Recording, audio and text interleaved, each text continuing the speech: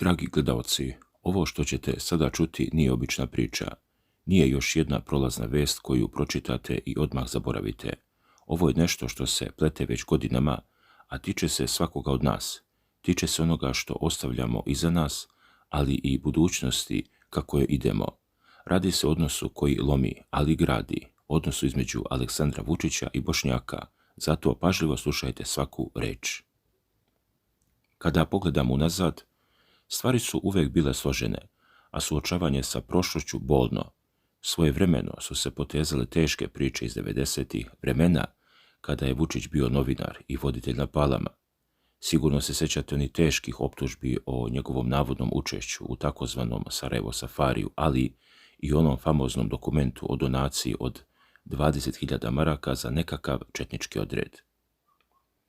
On je to još tada najoštrije demantovao kao notorne laži, a novinara Domagoja Margetića i advokata Čedomira Stojkovića nazvao običnim šibicarima koji sve to radi isključivo za novac. Također u toj nekoj daljoj prošlosti Vučić je pognuo glavu pred žrtvama u Srebrenici i pokazao pijetet. Svi se sjećamo i onih više nedeljnih pokušaja dogovora sa liderima SDA, Bakirom Izetbegovićem oko svega 3% granice uz prisustvo Mladena Ivanića i Dragana Čovića. Nuđeni su ustupci, ruka je bila pružena mjesecima, ali je Izetbegović na kraju odustao zbog sumnje nekih Bošnjaka u skrivene namere.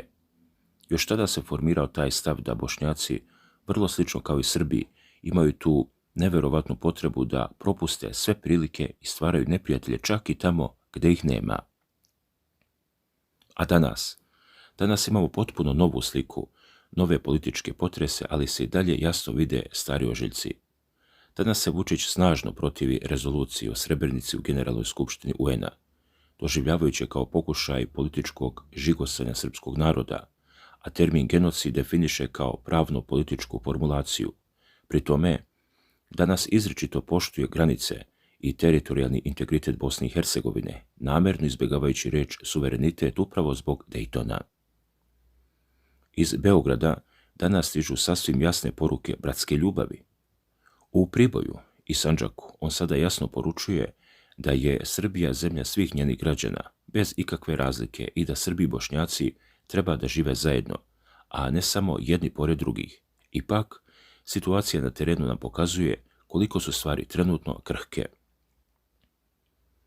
Aktuelni incidenti u Novom Pazaru. Nedavno smo vidjeli intervencije privatnog obezbeđenja na državnom univerzitetu koji vodi Zana Dolićanin i teške napade na policiju koja je gađana kamenicama, oštre osude i direktan kontakt. Vučić je ove događaje oštro osudio, istakao da povici Allahu Ekbar sami po sebi nisu problem, čime je otvoreno ispravio premijerku Anu Brnabić, ali psovanje srpske majke i vere jeste ono što izaziva dubok razdor. Zato upravo sada najavljuje skori dolazak u Novi Pazar na direktan razgovor sa narodom bez posrednika. Vučić danas direktno poručuje koalicionim partnerima iz SNS-a, predvođenim Milošem Vučevićem, da je užasnut njihovom relativizacijom dešavanja iz Novog Pazara. Pored toga, oštro kritikuje aktuelne blokade fakulteta u Novom Sadu i profesora Dinka Gruhonjića, poručujući da je država i suviše jaka i da je apsolutno gotovo sa obojnim revolucijama. Također, Vučić poručuje: moja ruka uvijek će biti pružena ka Bošnjacima. Da bi se prevazišao jaz iz prošlosti, danas se ogroman fokus stavlja na ekonomiju, jer je to ono što jedino i zaista može povezati ljude. Najavljuju se konkretne ekonomske mere o kojima brine ministarka: sniženje cena osnovnih proizvoda, povoljni krediti, olakšice za struju, pomoć penzionerima, kao i mijenjanje ustava kako bi se ograničila ovlašćenja izvršitelja i zaštitila sirotinja. U regionu se danas gura plan za izgradnju autoputa od Kotromana do Sarajeva dugog 100 km, što bi skratilo put na svega 2,5 sata. Građanima se obećavaju milionska infrastrukturna ulaganja, a poruka je jasna: ovdje ćete živjeti bolje. To nije pitanje ljubavi, već dubokog međusobnog poštovanja i građenja najboljih škola u regionu. Dakle, pred nama je jedna nevjerovatna kompleksna slika gdje se sudaraju daleka prošlost i ova naša dinamična današnjica u pokušaju da se izgradi neka nova, bolja realnost. Ali čekajte, priča ovdje dobija potpuno novu dimenziju. Nije sve samo u brojkama, ekonomiji i asfaltu. Prava igra se zapravo odvija iza kulisa, na onoj političkoj šahovskoj tabli koja je godinama unazad krojila sudbinu ovog regiona. Svi znamo koliko je to područje umelo da bude politički zapaljivo.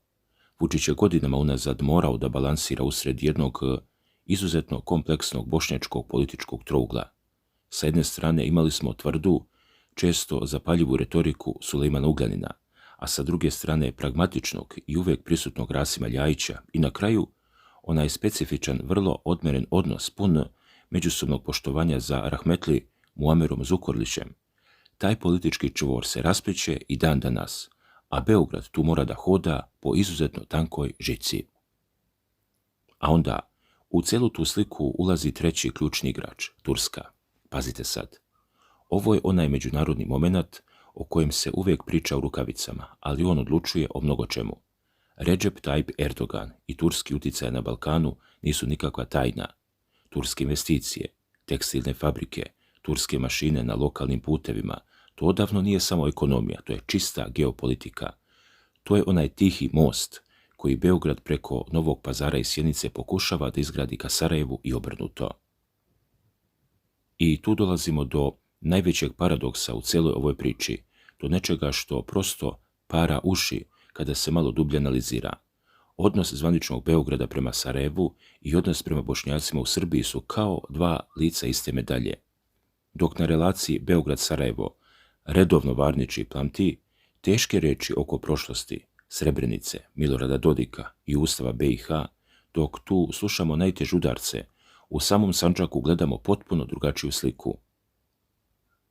Tu država usmjerava ogromne resurse, otvaraju se savremeni klinički centri u Pazaru, koji postaju regionalna čvorišta, grade se najmodernije škole, asfaltiraju se oni čuveni pešterski putevi koji su decenijima bili potpuno odsečeni od sveta.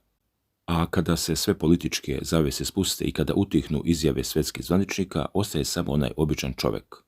Onaj domaćin sa Peštera koji sada ima put do kuće, trgovac iz Pazara ili student koji planira svoju budućnost.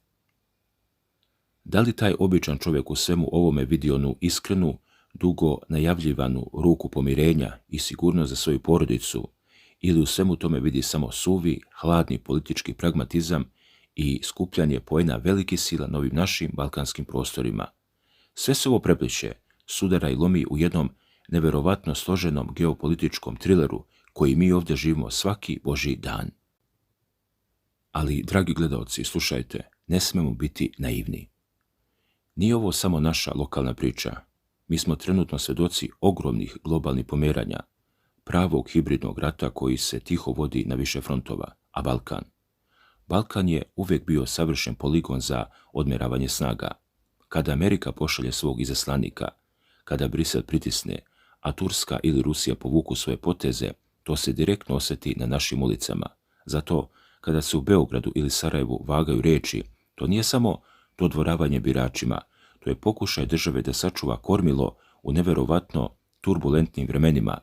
Svaka izjava o suverenitetu, svaka posjeta regionu pomno se prati u stranim ambasadama, jer svaka strana sila ima svoj interes da ovdje ili gasi požar ili ga potajno potpaljuje.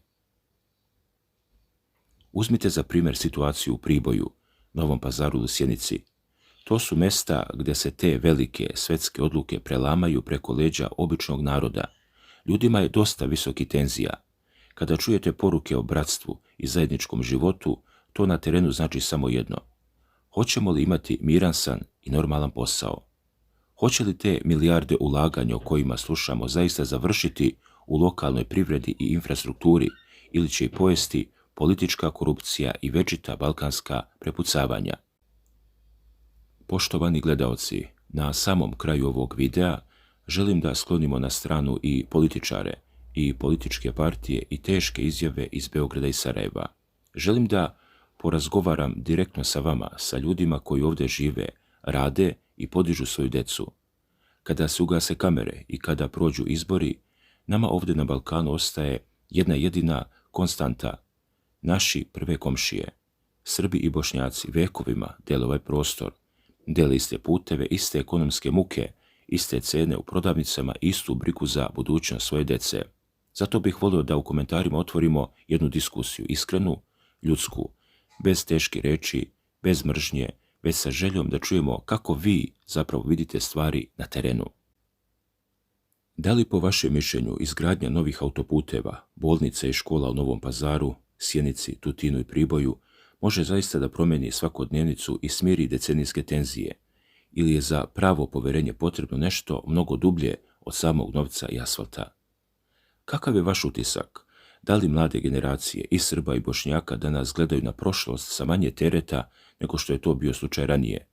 Da li svjedočite tome da se mladi lakše povezuju kroz posao, sport i modernu tehnologiju, daleko od političkih i pregovaračkih stolova? Šta je po vama ključni korak koji mi, kao obični ljudi, možemo danas da učinimo kako politika velikih sila i regionalna prepucavanja ne bi kvarila naša svakodnevna prijateljstva i komšijske odnose? Vaše mišljenje mi je od izuzetnog značaja. Napišite mi dolu u komentarima šta mislite o ovome, jer verujem da najbolji odgovori ne dolaze iz televizijskih studija, već upravo od vas koji živite tu realnost iz dana u dan. Čitam sve vaše poruke i trudit ću se da odgovorim na što više njih. Ukoliko smatrate da je važno da se o ovim temama govori otvoreno, pošteno i bez podizanja strasti, ostavite like na ovaj video, time direktno pomažete da se ova priča čuje dalje i da dođe do većeg broja ljudi širom regiona. Kliknite na dugme prati, subscribe i uključite zvonce za obaveštenja kako bismo nastavili da pratimo i analiziramo sve važne teme koje dolaze.